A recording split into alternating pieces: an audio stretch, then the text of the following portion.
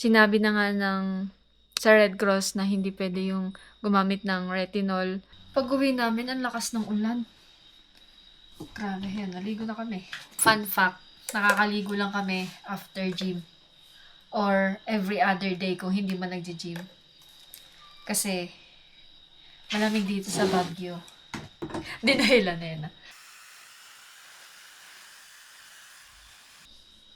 Naglamig na ngayon. Skincare ko lang para sa ganyang bago-bagong weather is ito. Moisturizer lang. Mura pa, tapos tumatagal sa akin ng mga 2 buwan. Hindi mo kailangan ng maraming step. Mga marketing tactic lang nila yan.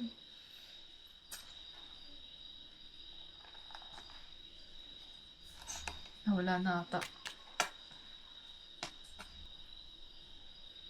Tapos, nakaschedule pala ako tonight yung pag-IPL ng kilikili ko. Kilikili reveal! Kakaahit ko lang. Maninipis yung buhok niyan. Yan. Oh, maitim dyan sa camera. Maitim ba? Hindi naman. Matagal ko na itong nabili.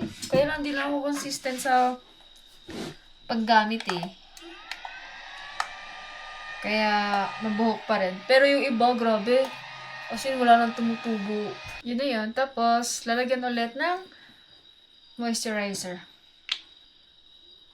Pag tuyo daw yung tutuli, tuyuin daw yung kilikili. Pero kapag basa yung tutuli nyo, laging basa din daw ang kilikili. Kasi magka-connect yung sweat glands nito, kilikili, at yung tenga natin. Ito pala, marami akong skincare product dito, kaya lang hindi ko na siya ginagamit. Retinol. Tigil ko ng paggamit nito kahit na marami pa to kasi gusto kong mag-donate ng blood.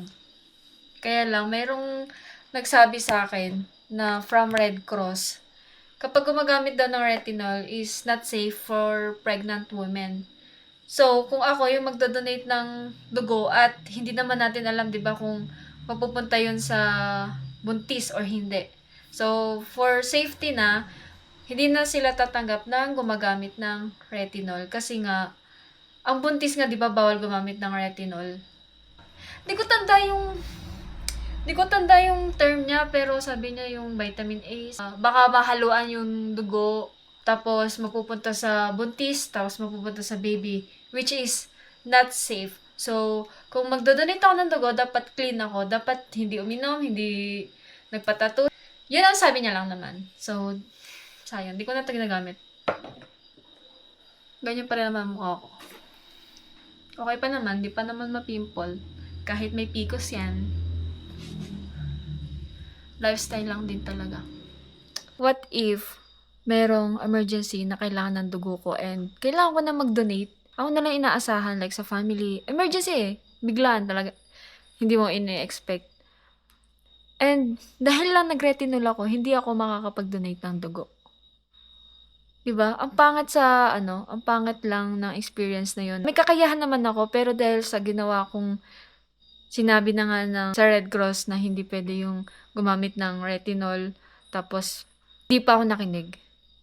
For sure, ang laki ng regret ko nun.